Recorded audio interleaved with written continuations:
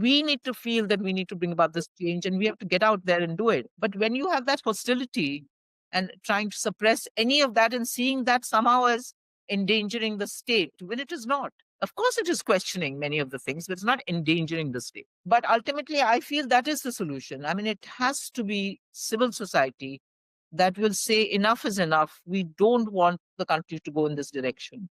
So we'll use the vote to bring about change, but that is not enough. We have to actually do it by intervening and making a difference on very specific things. Education is an obvious thing where it has to start. And unfortunately, that is an area where also now history books are being rewritten. The kind of education kids are getting now is very different from certainly my generation and maybe your generation also. Yeah. And so all the extra things we had in school to make us feel like we were all one and, one society. We learned about other religions. Much of that has gone out of school learning now. So children already grew up ghettoized in a sense in their little pockets. And social media has, of course, exacerbated everything because it's an unlearning of whatever they may have learned. So it's become a much more difficult. So there's no one solution, but I do believe that one shouldn't give up. I mean, I certainly feel that even as a journalist, I refuse to just say that there is no space to write the kind of things I'd like to write.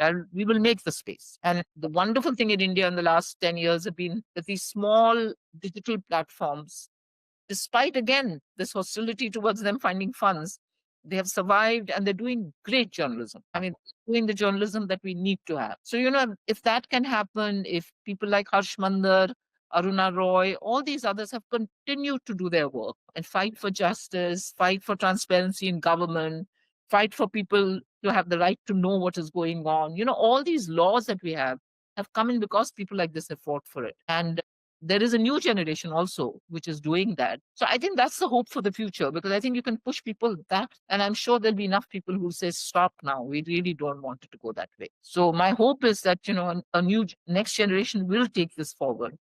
And the kind of response to the Citizenship Amendment Act, for instance, the way young people came out, their creativity in trying to explain what this was all and what it would lead to in India, on the streets, in demonstrations, in plays, it was fabulous to watch. It was fabulous to see that. And these are people who were not going to be directly affected, but still they understood how dangerous it was for India to have something like this and to divide the country in this way, and they objected to it.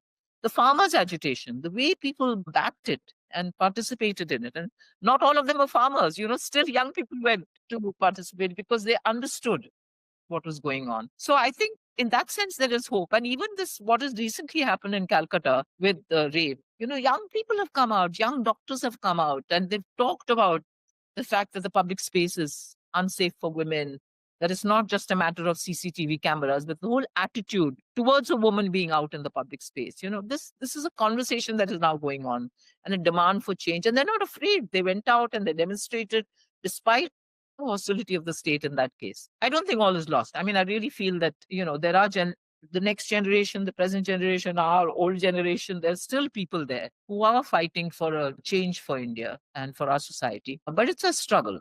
And it becomes more difficult when politics itself reinforces and justifies violence of citizens against citizens just because they are different. I think that poison is difficult to fight against, but it can be. I mean, apartheid ended in South Africa, so I mean, we can change these things. Nothing is impossible. And I think we must work on that belief that that is possible.